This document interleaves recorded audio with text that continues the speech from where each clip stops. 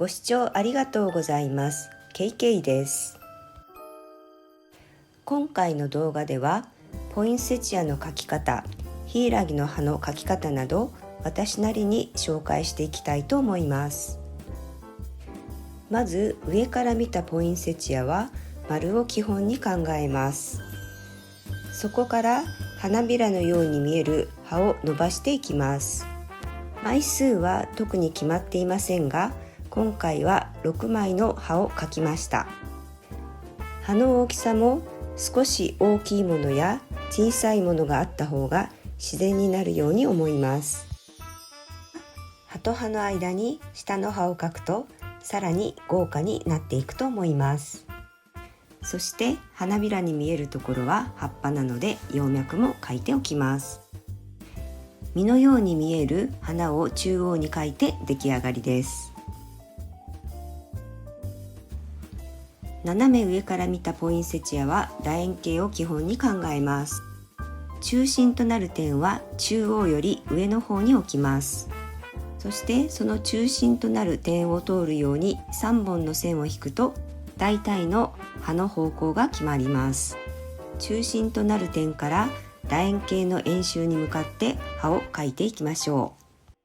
奥の葉が小さく手前の葉が大きくなると思います。花びらに見えますが葉っぱなので葉脈を描いておきます。先ほどと同じですが、下に見える葉を描くと花に広がりができ豪華に見えると思います。そして実のように見える花を中心に描いて出来上がりです。ポインセチアの葉の描き方について説明します。ポインセチアの花びらに見えるところは葉っぱなので、葉っぱを描くときと同じように描いてみました。レッドアイロンオキサイドとサンキストコーラルのダブルローディングで描いていきます。まず葉の茎の部分に印をつけます。一気に葉先まで筆を持っていくのではなく、葉脈に当たる部分で筆を一度中央のラインに戻すようにします。そうすることで自然に葉脈のラインができていきます。葉の下の部分も同じように葉脈のラインに当たるところで葉の中央のラインに筆を戻すようにして描いていきます。ポインセチアの花びらに見える葉っぱの部分は基本的にこれの繰り返しになります。今回の作品に使う4種類の葉の描き方について説明します。まずヒイラギの葉の描き方です。左右に同じようにトゲトゲした部分を描くとヒイラギの葉になると思います。もし補助線を描くとすれば3本の線を描き、そこに向かって尖った部分を描いていくと描きやすいと思います。2色のグリーンのダブルローディングで描いていきます。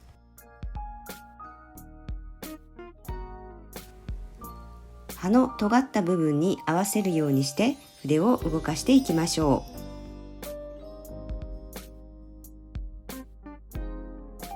う。葉の逆側も同じように筆を動かしていきますが、葉の中央が開かないくらいの筆のサイズが良いと思います。葉の中央のラインを筆の先端またはライナー筆で描いて出来上がりです。葉の色は外側が濃くなるように筆を持ってきても良いですし、中央が濃くなるように描いても良いと思います。今回の作品で描いた葉の一つを紹介します。緑のしっかりした葉が枝から出ているように描きたいと思いました。ですから焦げ茶で枝を描き、そこから緑の葉が出ているように描きました。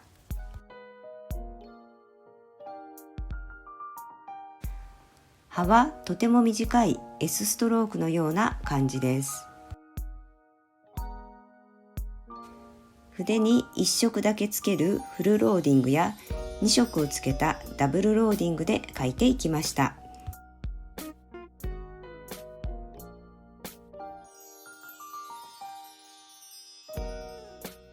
3種類目の葉はもみの木の葉です。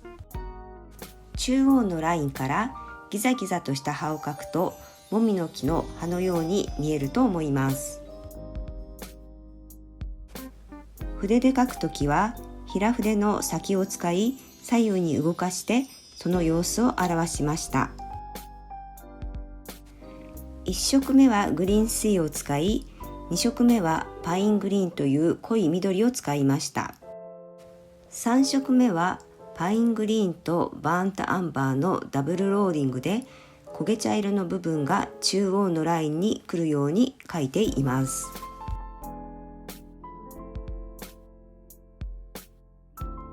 4種類目は葉に変化を持たせるために細い葉をたくさん描いてみました。筆先を使い筆を斜め方向に動かしています。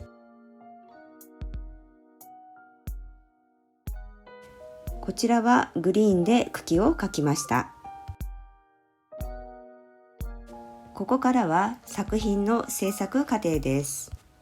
テロップで説明を入れています。最後まで見ていただけると嬉しく思います。